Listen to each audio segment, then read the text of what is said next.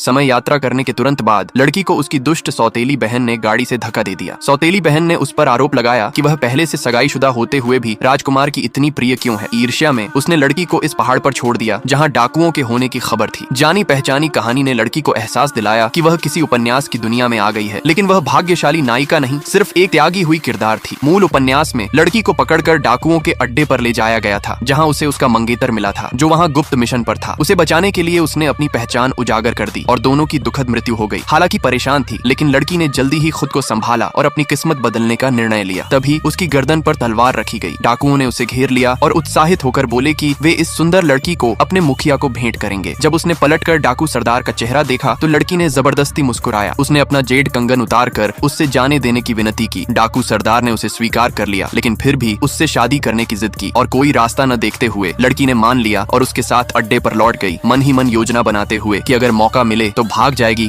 और अपने मंगेतर को बचाएगी। लेकिन जब उसने सोचा कि कौन सा डाकू उसका मंगेतर हो सकता है, वह देखकर चौंक गई। एक हैंडसम चेहरा देखकर उसने तुरंत अपने मंगेतर को भुला दिया और उसकी ओर इशारा कर कहा कि वह सिर्फ उसी से शादी करेगी। आदमी ने मना करने की कोशिश की, लेकिन आश्चर्यजनक रूप से डाकू सरदार ने हामी भर दी। पता चला कि वह आदमी नया दूसरे नंबर का नेता था। फिर भी डाकू सरदार को उसकी पहचान पर शक था और उसने उसकी वफादारी की परीक्षा लेने की ठानी। उसी रात उसने दोनों की शादी करवाई। हर्ष ध्वनि के बीच आदमी ने लड़की का चेहरा थामा और उसे मीठा चुंबन दिया। डाकू शराब पीकर धुत हो गए। जल्द ही सिर्फ लड़की ही जागी रह गई। जब वह कमरे में लौटी और अपने सुंदर पति को देखा तो उसने बिना झिझक उसके साथ सोने का निर्णय ले लिया। अगली सुबह जागने पर लड़की रात का दृश्य बार बार याद करने लगी। उसने आदमी की एब्स पर सिर टिका दिया और खिलखिलाकर हंस पड़ी। यह देखकर आदमी ने जल्दी से उसे रोका और कहा कि वह इसकी जिम्मेदारी लेगा। उसके जाने के बाद लड़की चिंतित हो गई, क्योंकि वह पिछली रात गर्भ निरोधक लेना भूल गई थी। तभी मेज पर अचानक एक जानी पहचानी वस्तु प्रकट हुई। लड़की प्रसन्न हुई कि उसके पास कोई सुपर पावर है। उसने तुरंत अपने पसंदीदा पेय याद किए और अगले ही पल वे सब मेज पर आ गए। तभी लड़की ने अपने गले में आधा सगाई का जेड लटकन देखा। वह फिर चिंतित हो गई। आखिर अपने मंगेतर को कैसे ढूंढे। उसी समय आदमी ने दूसरा आधा जेड लटकन निकाला। पता चला कि वह एक जनरल था जो डाकुओं में गुप्त रूप से शामिल था और वही लड़की का मंगेतर था। लेकिन उसने लड़की को पहचान नहीं पाया और उसके भले के लिए सगाई तोड़ने का फैसला किया। फिर वह अपना गुप्त मिशन पूरा करने निकल गया। रात होने पर लड़की ने कमरे में एक घायल नकाबपोश आदमी को पाया। घबराकर उसने पेपर स्प्रे बुलाया और जांच करने गई, लेकिन नकाबपोश ने उसे पकड़ लिया। तभी डाकू सरदार अपने आदमियों के साथ आंगन में घुसा और बोला कि एक जासूस उस दिशा में भागा है। लड़की को समझाना पड़ा कि उसने किसी को नहीं देखा। डाकुओं के जाते ही नकाबपोश आदमी की ताकत खत्म हो गई और वह जमीन पर गिर पड़ा, खून थूकते हुए। लड़की ने तुरंत उसका नकाब हटाया और हैरान होकर पति चिल्लाई। उसने तुरंत उसके घाव का इलाज किया, लेकिन फिर भी संक्रमण से उसे तेज बुखार हो गया। उसी समय आदमी ने उसे बाहों में भर लिया और चूमा। उसके आकर्षण का विरोध न कर सकी और उसने भी उसे चूम लिया। बाद में जब वह जागी, उसने पाया कि रात की उस गतिविधि से आदमी का पसीना निकला और उसका बुखार उतर गया।